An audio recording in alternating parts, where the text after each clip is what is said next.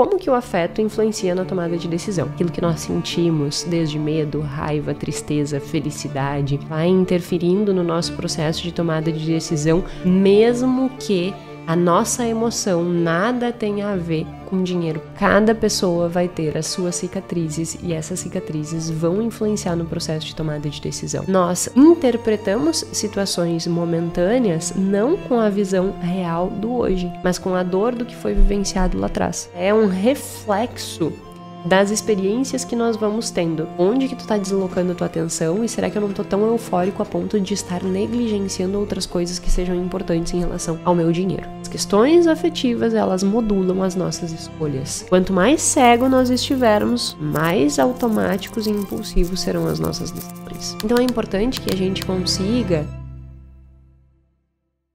Quando se pensa em finanças, a primeira coisa que a gente pensa é: finanças são números, né? Portanto, entender de números, entender de fluxo de caixa, essas coisas é o mais importante. Quando na realidade a ciência por trás dos números, ela está avançando cada vez mais.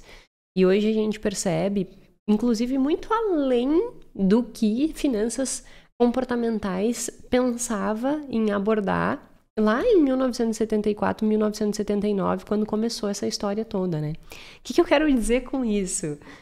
Que quando a gente pensa na ciência, né, por trás do dinheiro, nós estamos cada dia mais evoluindo para entender que dinheiro é algo que envolve muito mais do que isso. O podcast já tem esse nome, né? Mais que finanças, é exatamente por isso. Mas não no sentido, não só no sentido, assim, subjetivo e tal, mas num sentido que realmente... fisiologicamente, nós sentimos o impacto disso. Nós mudamos a nossa condutância da pele a depender das nossas emoções vinculadas ao dinheiro. Quando a gente começou a estudar finanças comportamentais, achava-se que finanças comportamentais, como o artigo publicado em 74 do Kahneman e do Tversky, era simplesmente heurísticas e vieses. E hoje em dia a gente já sabe que é muito mais que isso, né? Que a ciência por trás do dinheiro, ela envolve mais do que isso. E um dos aspectos que é mais do que simplesmente heurísticas e vieses são justamente as nossas emoções. É aquilo que nós sentimos, desde medo, raiva, tristeza, felicidade. O quanto essa flutuação de emoções, ela vai interferindo no nosso processo de tomada de decisão, mesmo que a nossa emoção nada tem a ver com dinheiro propriamente dito. E é exatamente sobre isso que nós vamos falar no nosso episódio número 133 do podcast Mais Que Finanças. O podcast em que a gente fala muito mais do que números, né? E hoje o tema do podcast faz jus ao nome. Nós falamos de comportamento financeiro. E hoje nós vamos falar desse olhar das emoções dentro da ciência que tem evoluído muito. Por que eu vou tratar desse tema? Porque é um tema que já tem outros podcasts aqui tratando, mas foi publicado, agora eu lembrei, nossa, eu tenho me treinado muito para não falar mans, né, para falar mas. Por quê? Quando eu comecei o podcast, meu sotaque ele é muito forte, eu fui criada no interior do Rio Grande do Sul, para fora, né, para fora que a gente diz é no meio de fazenda e tal. E aí o sotaque, né, bem gaúcho, assim, é muito forte. E um dos vícios de linguagem que nós temos é o mans. A minha mãe fala assim, tanto é que tem podcast da minha mãe aqui, e aí as pessoas, nossa, agora eu entendi de onde veio aquele teu sotaque tenebroso. Tem umas pessoas que gostam, tem várias outras tantas que reclamam, e como é um vício de linguagem, eu fui me treinando para excluir ele da minha vida, né? Excluir ele da minha vida. E agora saiu um automático, então... Voltamos, recapitulando, mas eu decidi trazer este tema novamente porque tem um artigo que foi publicado na Nature ou na Science? Na Nature, em 2024, e agora eu olhei ali, tinha deixado anotado, que é um artigo muito interessante que nos traz uma visão integrada de como olhar a emoção e como essa emoção impacta no processo de tomada de decisão financeiro, né? No processo de tomada de decisão como um todo e inclusive no financeiro. Portanto, ao ler este artigo, eu julguei que seria muito interessante trazer esse tema de novo e trazer as propriedades desse artigo, a discussão dessa teoria integrada entre emoção e tomada de decisão que esse artigo nos apresenta, porque realmente faz com que a gente perceba a vida de uma forma diferente, faz com que a gente perceba as nossas escolhas de uma forma diferente. E isso eu julgo que seja muito importante. Então, temos aí mais um episódio envolvendo dinheiro e emoções. Para quem não me conhece ainda, meu nome é Jéssica Câmpara, sou doutora em Finanças Comportamentais, estudo esse tema há 14 anos e antes de começar quero pedir licença, né, para falar que nós estamos, deixa eu ver que dia vai cair o nosso episódio, que eu sempre gravo com um pouquinho de antecedência, né, mas nós já estamos com o nosso workshop de escassez acontecendo, começou ontem. É um workshop de 6 dias em que nós vamos ter aí toda uma discussão a respeito do que está por trás desse comportamento de escassez e o que isso gera no nosso cérebro, gera no nosso comportamento. Então, é um workshop não só teórico, mas também prático, que tem atividades, que tem exercícios e que toda aula, todos os dias, né, às 8, 7 horas da manhã, a gente ainda vai ver que horas a gente vai liberar, né, esse conteúdo, nós estaremos liberando uma aula nova. E aí vai ser do dia 28 ao dia 3/4. No 3/4 não, né? 3/5. No dia 4/5, domingo, a gente tem um encontro marcado às 17 horas no YouTube, que vai ser o encerramento desse workshop. Então, nós vamos concluir o conteúdo do workshop e dar início também à segunda turma da formação em Finanças Comportamentais. Então, se tu quiser participar, se tu quiser entender um pouco mais sobre esses comportamentos de eu sempre tenho essa sensação de que está faltando dinheiro, eu sempre tenho essa sensação de que independente do esforço que eu faça, o problema ele não se resolve, se essas coisas vêm acontecendo, eu julgo que participar do workshop vai ser muito interessante. E óbvio que o workshop ele tá pautado em muita ciência. Então, só para ter uma ideia, as 6 primeiras aulas são 87 slides. É bastante coisa. E isso faz com que a gente tenha ali um conteúdo bem robusto e bem aplicável às nossas vidas. Então, te convido a participar. E também, se te interessar, né, fazer parte da segunda turma da formação em Finanças Comportamentais, é muito mais do que um curso. Nós realmente mergulhamos muito em tudo que as finanças comportamentais têm a nos ensinar e isso gera uma repercussão na nossa vida como um todo. E a formação, então ela tem, só para te ter uma ideia de números também, mais de 1.300 slides, ela tem 94, em média, né, 94 horas aula, sendo em torno de 55 gravadas e o restante ao vivo. Então tem muito, mas muito material extremamente profundo, extremamente técnico, só que como feito aqui no podcast, né? Eu sempre trago a ciência de uma forma simples e aplicável nas nossas vidas. E os feedbacks que a gente tem recebido e os feedbacks que eu recebi da formação da primeira turma hoje faz com que eu possa olhar e dizer assim, tá muito bom, porque eu sou meio cri-cri com vendas, né, e assim, não é uma coisa que eu faça com naturalidade, muito menos com facilidade, pra mim é bem desafiador, e porque eu vejo tanta coisa por aí, sabe, e aí eu fico, nossa, é mais uma coisa, enfim, eu fico me sentindo mal, assim. Só que vendo tudo que eles comentaram, do que gerou de mudança em várias áreas da vida, e de mudança de estilo de vida, sabe? De construir uma vida que vale a pena ser vivida. Hoje eu falo com segurança, assim, a formação é mais que finanças e ela vai também te gerar repercussões para além dos números na construção de uma vida que vale a pena ser vivida. Então, se você quiser conhecer, também tem aqui na descrição o link da formação que você também pode tá sabendo ali e se inscrever na lista de espera. Todos aqueles que estão na lista de espera vão ter acesso ao workshop, a gente vai mandar nos grupos do WhatsApp tanto os links das aulas quanto do material de apoio. Então, o material de apoio vai ser disponibilizado pelo WhatsApp, os PDFs, tá? Então, é só entrar no grupo, entrar na lista da formação, que tá aqui embaixo, e aí também já entra no grupo do WhatsApp para te receber esse material, tá certo? Sem mais delongas, bora para o nosso tema do dia de hoje. Como eu já mencionei, o objetivo e a ideia de trazer esse episódio foi com base num artigo publicado na Nature. Para quem não conhece a Nature, é tipo um dos maiores grupos científicos de pesquisa mundiais, assim como a Science, assim como outros grupos, né, que tem aí pesquisas, que tem revistas muito renomadas. E aí eu fiz uma tríade hoje para trazer artigos só da Nature, e esse foi publicado em 2024, eu li ele essa semana e olhei e disse assim, eu preciso levar isso para o podcast. E o objetivo do artigo é trazer como que o afeto ou as emoções, né, ele trabalha mais com afeto, que seria uma percepção mais basal, e isso é a forma com que ele diferencia esse conceito, tá? Então ele traz o seguinte... O objetivo é como que o afeto influencia na tomada de decisão. Esse é o objetivo do estudo, levando em consideração muito além do que tu tá sentindo nesse momento, mas levando o entendimento de que a nossa vida, ela é um reflexo das experiências que nós vamos tendo. E ao viver essas experiências, isso vai criando marcadores no nosso cérebro, né?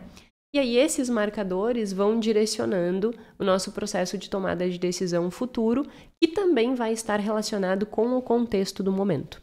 Então, o que eles trazem é, nós precisamos entender as nossas emoções, não só a atual, mas contextualizada do ambiente que nós estamos, e também levando em perspectiva o que foi aprendido, levando em perspectiva o que foi vivido ao longo da vida como um todo, né? Então... ele trabalha com essas abordagens de integrar a percepção da influência das emoções na tomada de decisão, levando em consideração o tempo e o contexto. E isso é bem importante. Para que a gente consiga entender essa influência antes de ir para o conceito de afeto trazido no artigo e o modelo que ele apresenta. Vamos pensar o seguinte, e isso é um exemplo... eu vivencio com a minha mãe, tá? Pensa, eu não sei quantos anos você tem, mas, por exemplo, a minha mãe, ela tem 66 anos. Eu tenho 32 anos. Eu não fui criada diretamente com tecnologia. Como assim? Eu não nasci no meio da tecnologia, né? A tecnologia, ela foi algo que surgiu lá em 2000 e pouco, assim, dessa forma. E no avanço absurdo, como nós temos agora, tipo, inteligência artificial surgiu mesmo, sei lá, 2022, né? É uma coisa, assim, dessa forma, com chat GPT e tal. Então, o avanço é muito grande. Só que se eu olho pra mim e para as pessoas que nasceram, que têm, sei lá, 15 anos, a competência técnica delas em termos de habilidade com tecnologia é muito maior que a minha. Só que quando eu olho pra minha mãe, a minha habilidade é maior do que a da mãe. Então a mãe, quando vai fazer um Pix, quando vai fazer uma transferência de dinheiro, quando vai fazer um pagamento, quando vai fazer qualquer coisa nesse sentido, ela fica extremamente insegura. Dá aquela sensação do tipo, meu Deus, mas eu não vou saber, e se o dinheiro sumir, não sei o que, não sei o que, não sei o que. É isso que o artigo quer levar em consideração, entende? Percebe que tudo que a minha mãe viveu da experiência foi diferente do que eu vivi, e o que eu vivi foi diferente de quem tem 15 anos? Portanto, as nossas facilidades e os nossos desafios, eles serão diferentes. A minha mãe, inclusive emocional, a minha mãe, quando vai fazer alguma coisa no telefone, principalmente financeiro, ela vai ficar ansiosa. Eu não vou ficar ansiosa. Então, é o mesmo ato, fazer um Pix, que para ela é um desafio e para mim não. Por causa do contexto em que a gente foi criado. Por causa da história que nós vivemos. Então, e eu tô dando um exemplo que é extremamente superficial do ponto de vista emocional, né? Mas isso, eu tô dando esse exemplo superficial, mas nós poderíamos ir para exemplos bem mais profundos de experiências que foram vividas, inclusive com o dinheiro, e que vão repercutindo tomadas de decisões diferentes hoje. Vamos pensar numa situação, eu disse num episódio que saiu umas 2 semanas atrás, sobre o fato de que eu dava exemplos e vocês disseram, não, segue dando. Então vou ir mesclando os meus exemplos com exemplos de outras pessoas. Eu tive uma cliente uma vez que ela passou por um desafio muito grande quando ela era jovem, assim, né? O pai dela era empresário, eles perderam tudo e em um dado momento eles tiveram que morar numa situação muito precária. E ela estava na vida adulta já. Só que ela tinha um medo absurdo. E no mesmo tempo que ela tinha medo, ela não conseguia ter uma estrutura financeira adequada. Porque o dinheiro que chegava, ela gastava. O que está acontecendo aqui? É um misto de emoções envolvendo esse processo de tomada de decisão. Ela viveu uma experiência que dá para se dizer que é quase uma experiência traumática, em que tu tem uma vida boa e daqui a pouco tu tá vivendo numa condição extremamente desafiadora, não tem, é uma peça para a família inteira morar, falta comida, entende? Assim, é muito drástico, foi muito drástico. E essa mudança muito drástica, principalmente quando tu sai de cima para baixo, gera um impacto emocional absurdo. E ao ter esse impacto emocional absurdo, aquela dor fica. Nós não conseguimos ligar e desligar como se fosse um disjuntor as emoções que nós vivemos. E como a gente não consegue desligar esse disjuntor, elas nos acompanham. Só que a questão é que ao nos acompanhar, por vezes, nós interpretamos situações momentâneas não com a visão real do hoje, mas com a dor do que foi vivenciado lá atrás. Então é como se a gente trouxesse, né, essas marcas. E não tem como ser diferente. Se tu vai, sei lá, se machucou quando criança. Eu tenho uma cicatriz aqui que não aparece, de um arranhão quando criança. Eu tenho uma cicatriz no joelho de um tombo que eu caí andando com meu irmão numa estrada de chão e bati o joelho na pedra e tirou aquela raspa do joelho da frente. A gente não tem como não ter estas cicatrizes. E essas cicatrizes são visíveis. Mas as cicatrizes emocionais, elas também prevalecem dentro de nós. E elas também geram algum tipo de repercussão.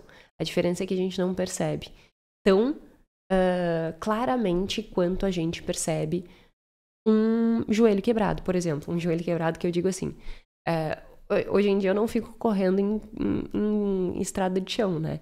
Mas se eu fosse correr, provavelmente aquela memória daquele tombo que arrancou um pedaço do meu joelho fosse me dar medo para correr na estrada de paralelepípedo.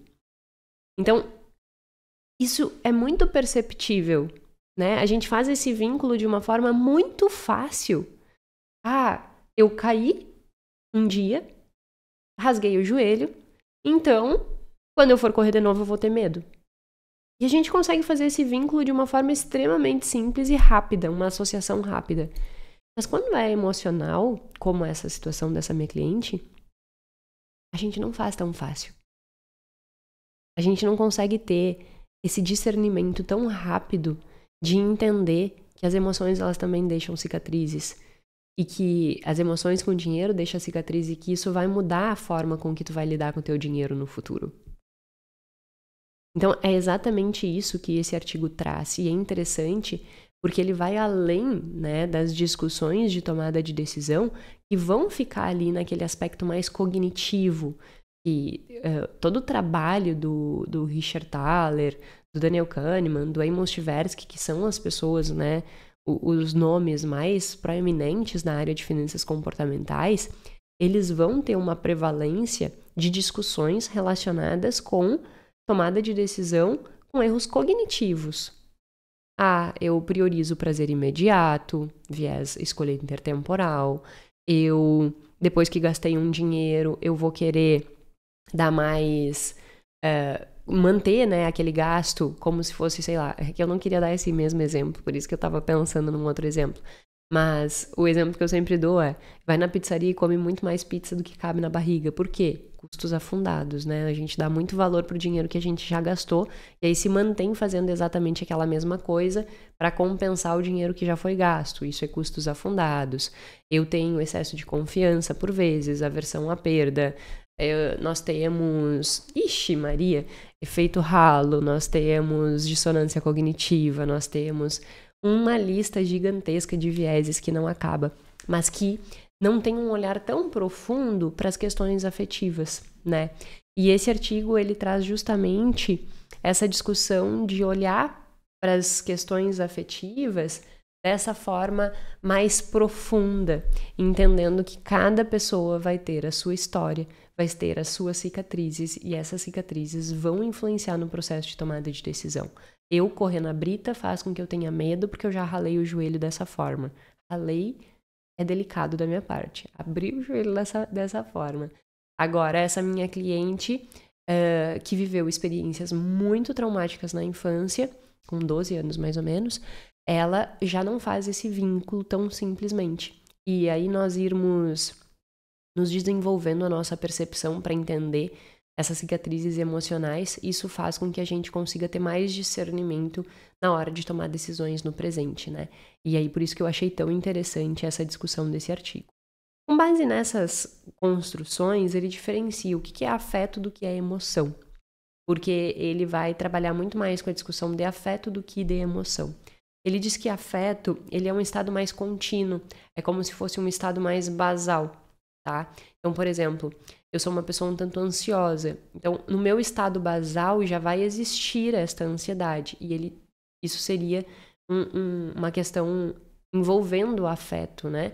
E aí o afeto, ele traz a discussão do afeto muito naquele diagrama que vai levar em consideração a valência positiva ou negativa do afeto e a ativação, se eu tô bem excitada ou se eu tenho baixa excitação.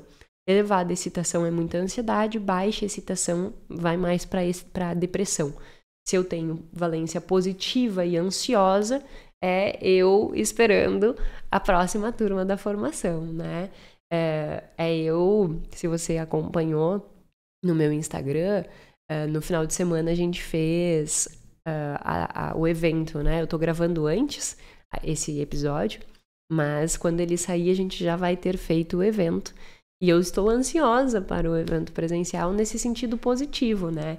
Ansiosa, excitação alta, mas valência positiva. Então, é aquela coisa do tipo, nossa, que legal, que incrível. Então, ele trabalha muito o afeto nessa perspectiva, assim, nessa perspectiva ligado a esse estado mais contínuo, que vai ter flutuação, mas é um estado mais contínuo, e que também ele vai vai reverberar fisiologicamente, que é a base da teoria do Antônio Damasio, são os marcadores somáticos, que nossa fisiologia, ela dá marcas, né, de como que nós estamos sentindo. Então, o coração às vezes vai disparar um pouquinho mais, a condutância da pele, ela fica, sabe, quando tu sente aquele meio que formigamentinho, assim, isso é condutância da pele e isso tem a ver com o afeto. Então, ele olha para o afeto desta forma e diferencia de emoção, porque a emoção na construção dele também é um estado afetivo, mas ele vai ser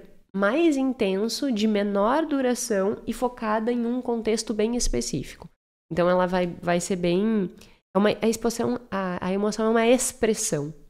Me assustei, tô com medo, tô ansioso, mas é aquela ansiedade bem pontual e acaba, tô triste, tô feliz, sabe? Então, ele difere isso e ele diz que o foco da teoria que ele está apresentando é um foco mais na questão afetiva do que necessariamente na questão emocional das expressões das emoções, tá?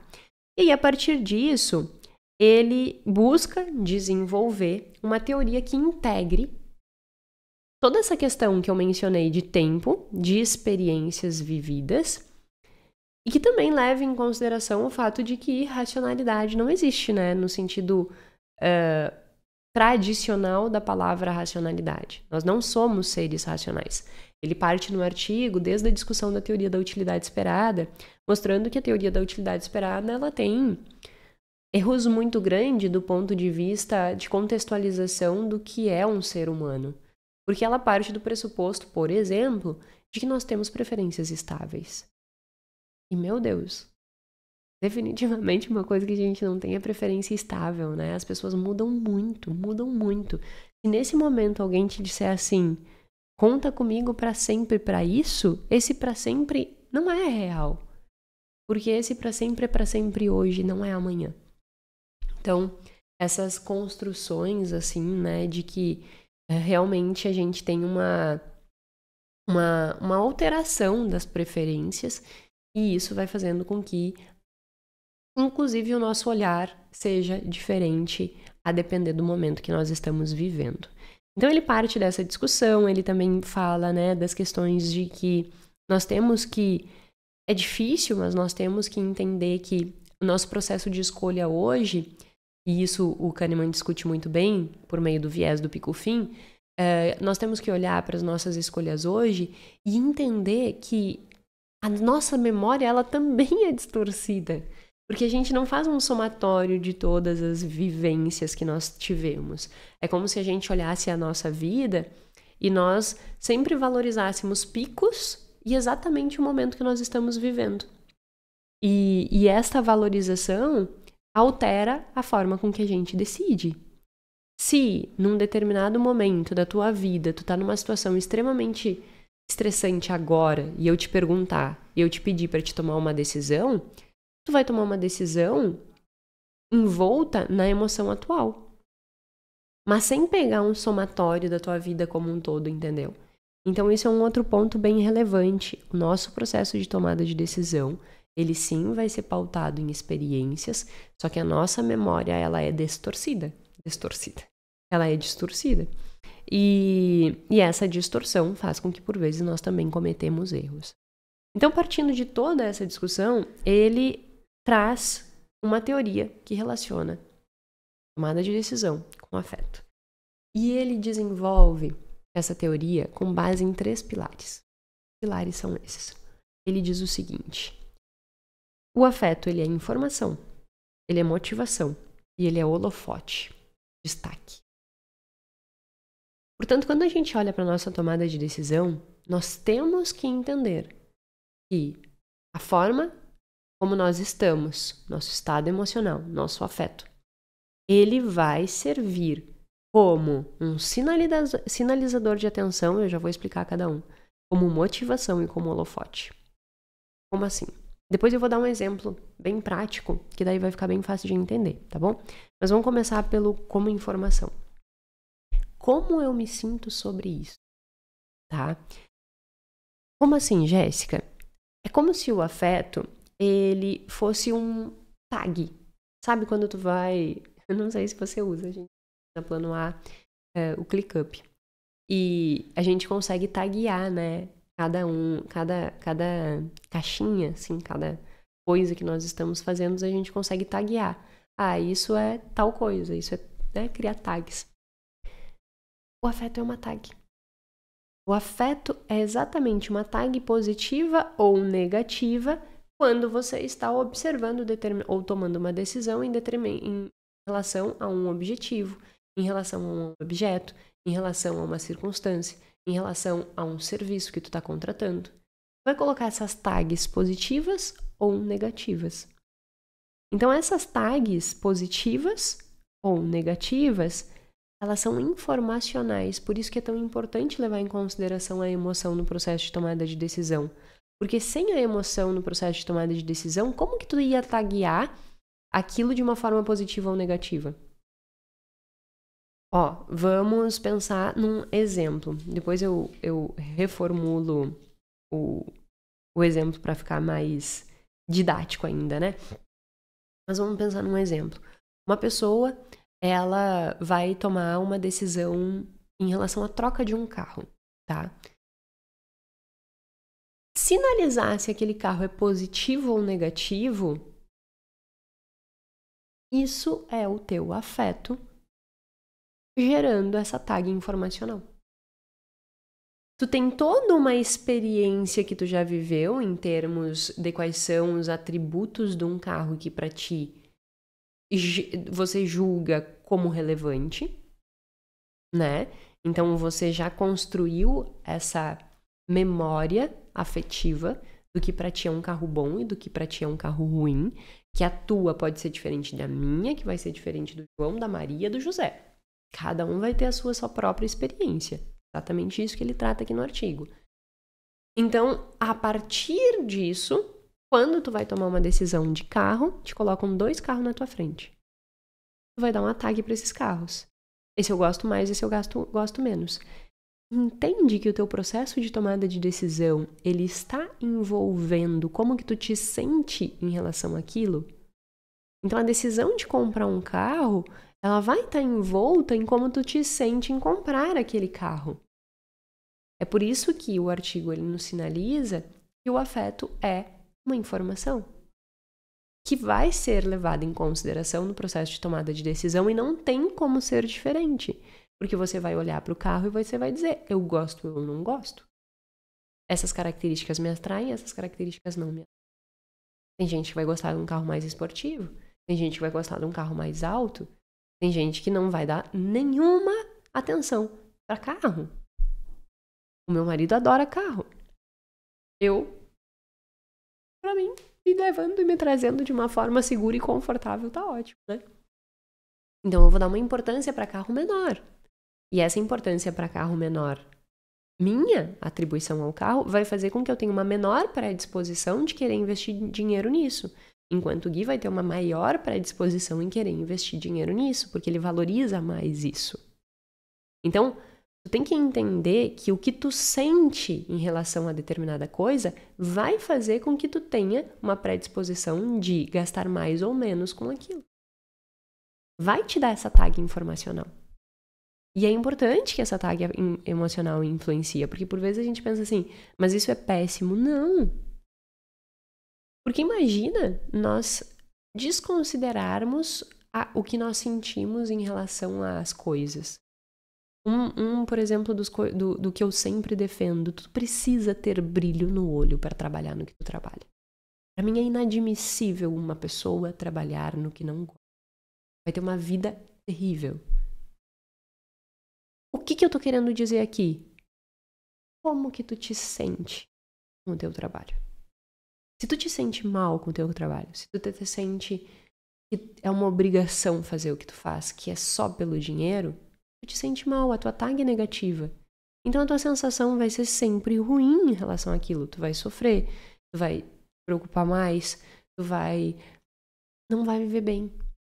Então, essas tags positivas ou negativas, elas vão direcionando a nossa escolha e isso não é ruim.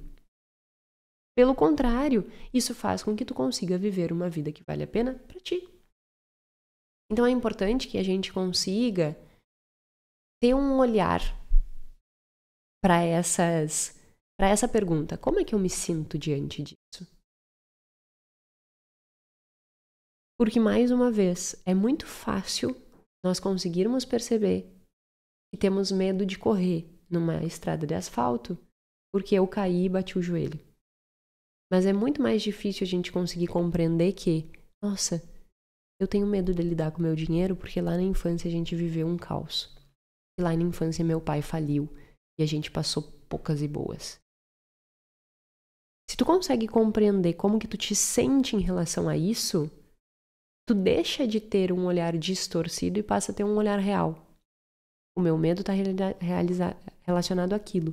E esse medo, ele se justifica no contexto atual? Como é que eu me sinto em relação ao dinheiro hoje? Como é que eu me sinto em relação ao meu trabalho hoje? Como é que eu me sinto na escolha de comprar ou não um carro? Essa etiqueta informacional que a emoção vai me dar para o processo de tomada de decisão é muito importante. Porque sem ela tu não consegue construir uma vida que vale a pena ser vivida para ti. Essa vida que vale a pena ser vivida, aí tu vai pensar assim, mas então eu tenho que dar vazão a todos os meus desejos? De forma alguma. Tu entender o que tu sente sobre determinada coisa não significa que tu tenha que ser extremamente permissivo com os teus desejos. Porque isso também não vai fazer com que tu construa uma vida que vale a pena ser vivida. Porque os teus desejos momentâneos, na maior parte das vezes, eles nada têm a ver com a construção de uma vida que vale a pena ser vivida no longo prazo. Aí tu vive a vida que tu quer hoje, dando conta de todos os teus desejos, e tu olha para amanhã e viu que aquilo não fez o menor sentido. Tanto é que a gente tem vários estudos, né, que mostram o quanto, e eu já fiz podcast aqui, o quanto o esforço nos gera realização. Então, assim, em resumo, pergunte-se como eu me sinto em relação a isso. Isso vai te dar uma percepção mais consciente da tua escolha. Esse é o primeiro fator. O segundo fator, que não é menos importante de forma alguma, ele diz que o afeto funciona como uma motivação. Porque é óbvio, aí a gente vai lá. eu não gosto do que eu faço. Tu tem motivação para fazer então o que tu faz? Então é óbvio que o gostar do que tu faz vai também fazer com que tu tenha um estímulo a mais para querer fazer aquilo. O gostar, assim, a grosso modo, de uma forma extremamente simplificada, tá ligado com serotonina. E é aquele gostar, que é aquela sensação de prazer, nossa, o prazer, né? E o querer é o que faz tu te movimentar, que é justamente tu ter dopamina. Então, tu ter um motivo para ação, dispara dopamina no teu cérebro. Essas duas coisas, gostar e querer, são diferentes, mas estão relacionadas. Então, quando ele traz a discussão de que o afeto ele serve como motivação, é justamente esta relação em que a forma com que eu me sinto vai fazer com que eu tenha mais motivação. E também o afeto vai fazer com que eu tenha um sinal de avaliação de progresso. Nossa, eu progredi. Fiquei feliz. Dei conta de fazer o que eu tinha prometido comigo mesmo. Tu sinalizou progresso. Dopamina adora progresso. Então, dispara mais. O que a dopamina vai fazer? Motivo para ação. Motivação. Motivo para ação. Sem dopamina, tu não age. Então, se tu tem um motivo para ação, tu age. E aí, essa sinalização de progresso vai te dando combustível. É como se tu estivesse saindo da cidade A para a cidade C. Tu andou já metade do caminho, da A a B. Aí tu abastece. A sinalização do afeto como motivação é essa abastecida. Tu tá abastecendo o teu carro para seguir andando. Quando nós conseguimos ter essa recarga do nosso combustível, o afeto dá isso. É aquela coisa tipo, eu tô muito realizada com esse projeto. Eu tô muito feliz com esse projeto. Então eu quero seguir fazendo. Eu quero seguir fazendo. Vamos voltar ao exemplo do carro. A pessoa tá trocando de carro. E trocar de carro é um símbolo de progresso. Ah, Jéssica, mas então todo mundo tem que trocar de carro. Não, porque o que acontece é que muita gente faz isso sem ter condições. Eu tô dizendo quando a pessoa faz isso de uma forma organizada, estruturada e dentro do que ela realmente podia, né? Dentro da estrutura financeira que a capacidade de segurança e liberdade dela permite. Se ela fizer a coisa como é o certo ser feito, a mudança de um carro sinaliza um progresso. A depender se a pessoa atribui muito valor para isso. Então, pro Gui, é uma sensação de tipo, nossa, eu saí lá da minha moto CG. Uma motinho, acho que eu não entendo nada disso, mas pelo que eu lembro, assim, tipo uma moto 125, não sei o que é, 125, eu ia dizer polegada, não é polegada, né? 125, o que é? Ah, me fugiu da cabeça. Cilindradas. Eu sou maravilhosa com essas coisas. Uma moto lá, sei lá, 125 cilindradas, né? Para ter um carro A, B, C ou D, sendo que nunca foi feito dívida, nunca foi comprado um carro financiado, sempre foi comprado carro, tendo toda uma estrutura financeira de segurança, de liberdade. Então é um progresso. Isso gera para ele uma sinalização de estamos progredindo, né? E essa sensação vem do afeto. Se não existisse o afeto, com essa sinalização de progresso, trocar de carro seria só uma coisa mecânica. Então tá, tu fura o pneu, ou o carro já não tá com a mecânica funcionando e tal, então troca-se de carro. Se não houvesse afeto envolvido, né? Como há afeto envolvido, tem essa sensação de progresso. Como tem essa sensação de progresso, amplia a motivação. Eu tô dando esse exemplo do carro, mas pode ser um mau exemplo porque está relacionado com gasto, né? Mas a gente poderia também trazer por uma sensação de progresso positivo. Tô montando a minha reserva de emergência. Nossa, eu tô progredindo. E isso tá me dando segurança. E a sensação de segurança, que é um afeto, tá vinculado com como nós nos sentimos a respeito daquilo, tem mais esse carimbo de, olha só, tu tá progredindo, e isso faz com que tu queira repetir aquele processo. Que é o que, desde o behaviorismo, né? Behaviorismo, me deu trava-língua. A gente vem discutindo, que é a questão de que o nosso comportamento, ele vai sendo condicionado. E esse condicionamento, ele acontece por via de reforço positivo e reforço negativo. Se eu tenho um reforço positivo de que montar a reserva tá me dando segurança, tá me dando uma sensação boa, eu vou querer manter aquele comportamento. Se eu, ao longo da vida, fiz dívida, não consigo fazer as coisas direito, sempre acaba metendo os pés pelas mãos, as coisas não funcionam, o que está acontecendo aqui? Eu estou tendo uma sinalização de que daqui a pouco eu tenho baixa percepção de autoeficácia, para esse caminho aqui eu não sirvo, então eu desisto de organizar minha vida financeira. Eu estou inibindo um comportamento que seria funcional. Por quê? Porque eu não tive a sinalização do afeto que me gerasse a percepção de progresso e me motivasse a seguir fazendo diferente. Como o meu resultado foi negativo, então eu quero desistir. Porque eu acho que eu não vou dar conta de resolver. Então percebe como a desistência ou a permanência, ela também vai estar envolta numa questão afetiva que vai ser um sinalizador de motivação? E isso vai fazer com que tu queira prosseguir montando a tua reserva ou desistir. Vai fazer com que tu queira trocar de carro ou não. Então, o afeto, ele também te dá esse gás, esse combustível para te seguir agindo. Que é o exemplo que eu dei do carro, tá indo do A pro B, do B pro C. Esse combustível que eu tô colocando no carro tá me dando esse empurrão. Tem capacidade de seguir. Se eu não tivesse mais combustível ali, eu parava.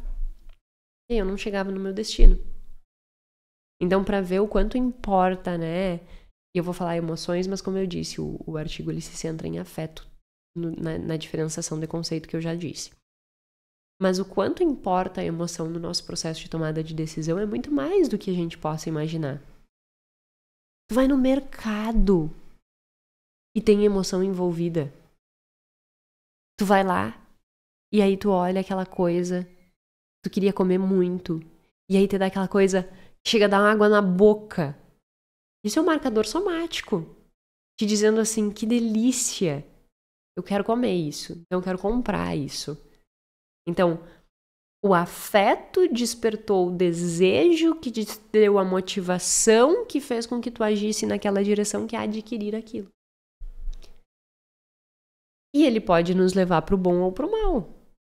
Quanto maior for o nosso nível de consciência da influência dessas questões afetivas nas nossas escolhas, menos automático nós agiremos e menos impulsivo nós agiremos.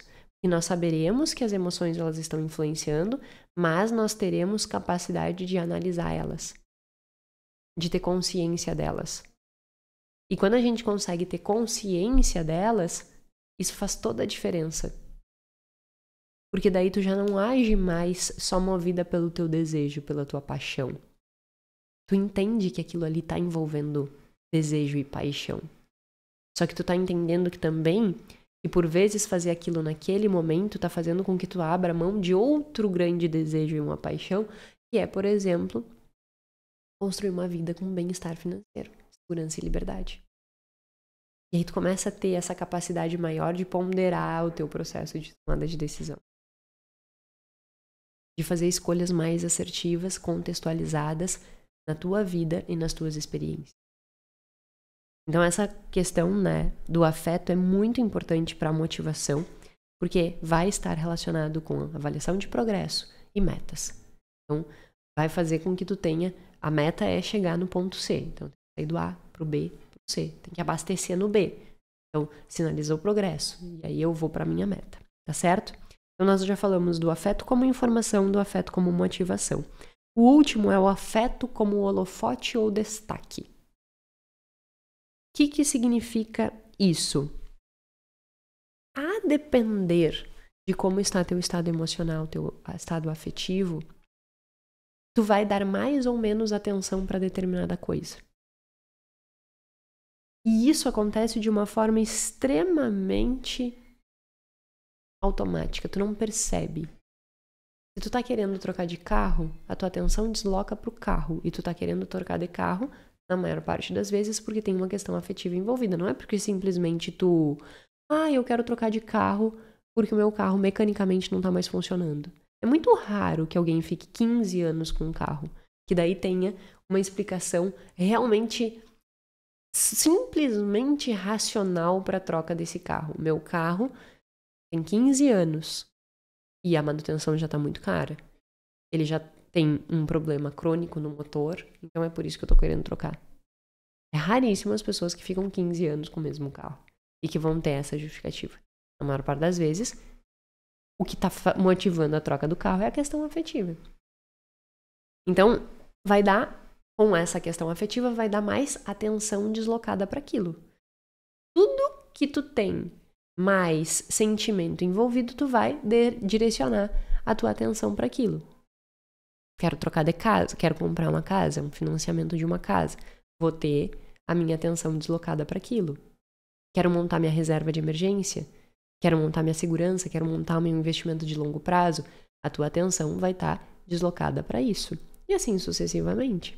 Então, sempre que nós pensamos em afeto, nós temos que levar em consideração que este afeto vai sim estar relacionado com todas as questões de atenção. Vai só direcionar a tua atenção para aquilo que te chama atenção. Parece dúbio, né? E aí um outro ponto importante é que existe uma variação, né, do tipo de atenção que tu vai dar. Quando tu tá com afeto positivo, mais feliz do que triste, tu te torna, às vezes, mais otimista, né? Tu te torna mais com aquela coisa de... Bora lá! Quando tu tá com... E aí um ponto importante. Esse teu otimismo, por vezes, te torna um pouquinho míope. Porque tu esquece de ponderar algumas coisas quando tu tá muito excitado. Então, pegando os quadrantes, né, que eu tava falando. Aqui a gente tem ativação, excitação alta, excitação baixa, que eu tenho valência positiva e negativa. Quando eu tô lá em cima, na excitação muito alta, eu fico tão eufórico que por vezes eu esqueço de ver coisas importantes. Ponderar risco, analisar determinadas situações. Então esse é um ponto bem relevante que a gente tem que cuidar. Que é quanto eufórico nós estamos e quanto essa euforia está fazendo com que talvez eu fique negligente com determinadas coisas. E essa negligência, por vezes, pode fazer com que tu não olhe, né, não dê atenção a coisas importantes como, sei lá, quero trocar de carro, me apaixonei pelo carro X.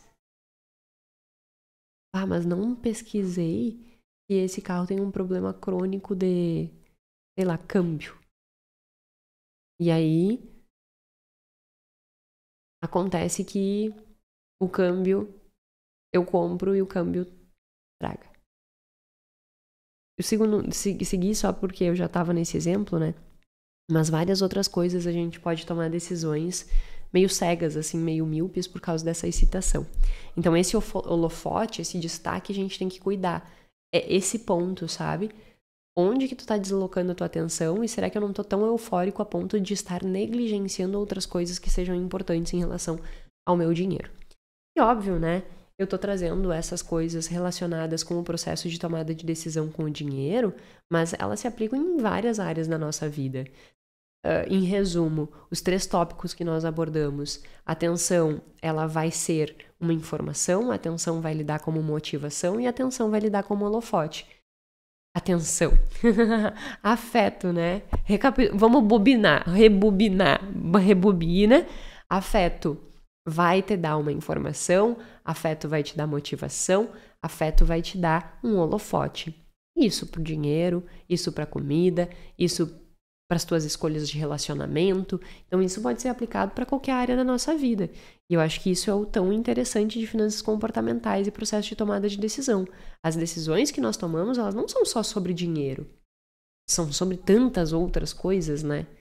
Então, se existem tantas outras coisas no nosso processo de escolha, qualquer escolha é uma decisão. E essas coisas vão ter impacto. Então, em resumo, a partir desses 3 aspectos, ele constrói esse modelo que é um modelo integrado, que vai levar em consideração tempo e contexto e esses 3 aspectos. E aí, a partir disso, a gente tem que entender de uma vez por todas, né? Que o afeto, ele é um modulador constante do nosso processo de tomada de decisão, não tem como ser diferente. As questões afetivas, elas modulam as nossas escolhas. Nós, querendo ou não. A partir disso, quanto mais consciente nós estejamos dessas influências, melhor vai ser o nosso processo de escolha. Quanto mais cego nós estivermos, o quanto menos informados sobre o que nós estamos sentindo nós estivermos, mais automáticos e impulsivos serão as nossas decisões. Então, tenta fazer um exercício aí, sabe? O que eu tô tomando de decisão? Qual é a decisão importante que eu tô tomando em relação ao meu dinheiro agora? Como que eu me sinto em relação a isso? Pensando na informação. O quão motivado eu estou? O quão atento eu estou? Porque isso vai fazendo com que tu tenha maior discernimento efetivo dessas informações, né? E aí, com isso, a gente consiga tomar melhores decisões. E um outro ponto relevante que o artigo destaca é o fato de que essas emoções, elas não são restritas ao fato em si. Como assim? Vamos pegar um exemplo de Filipina. Eu tava pensando, né?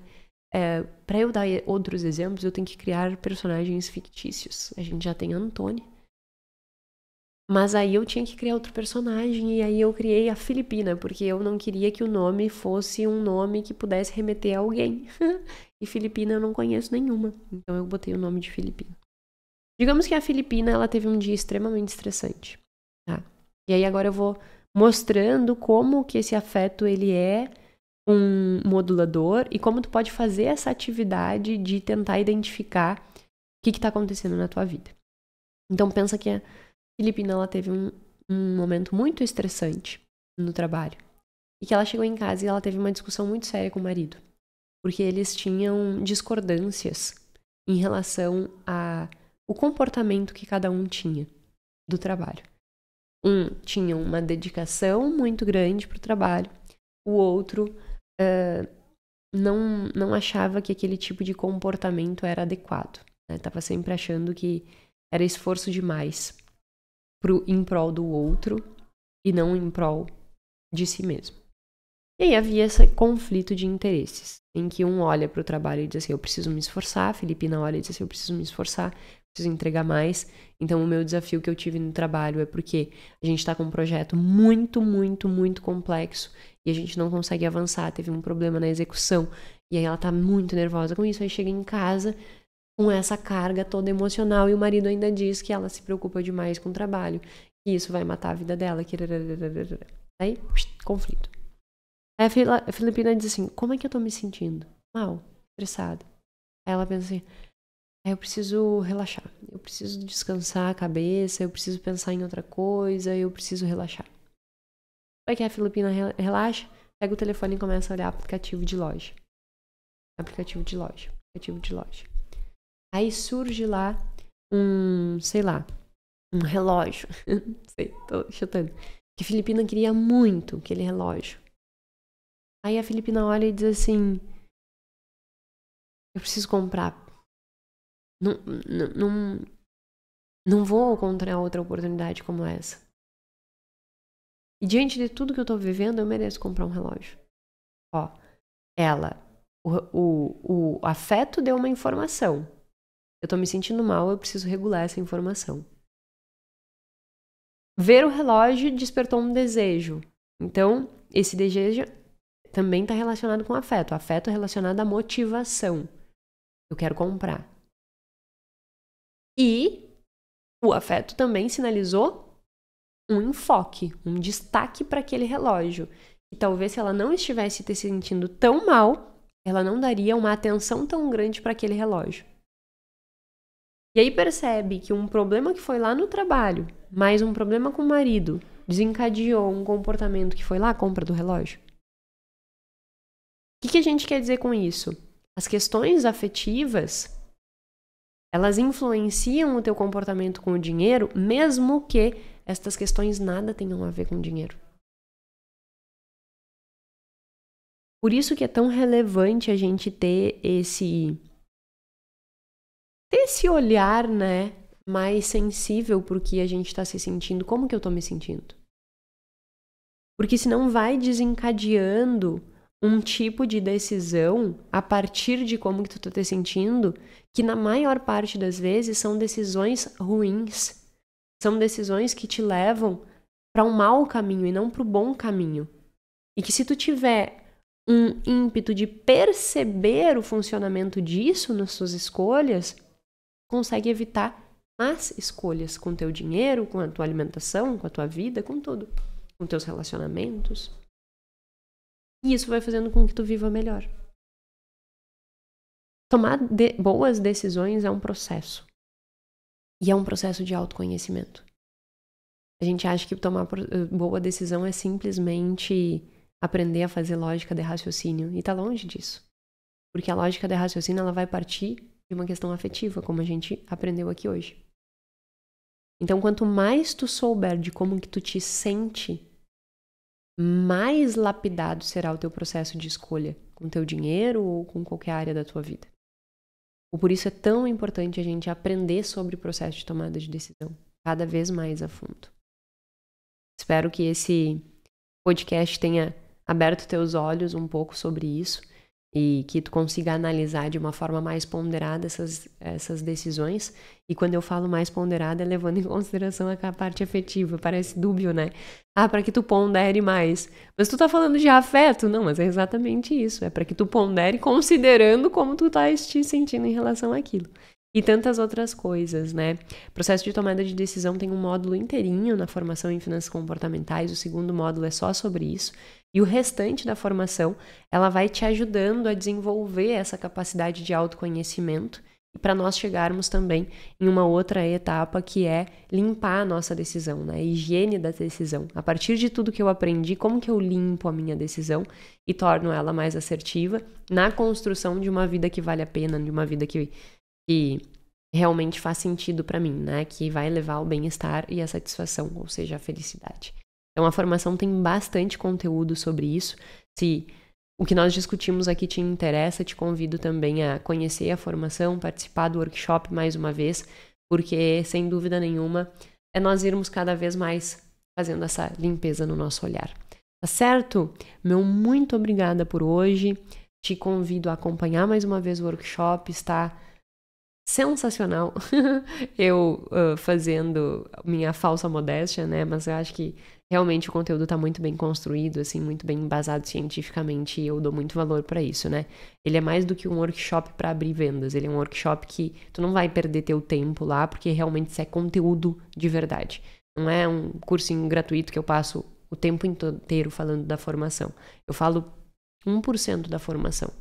O restante é conteúdo real, porque é assim que eu faço. Se é pra fazer bem feito, não é pra eu perder meu tempo, muito menos tu perder. É pra te sair dali com algo a mais do que entrou. Então, te convido a participar. Tá certo? Meu muito obrigada e até sexta-feira com os nossos 2 episódios por semana.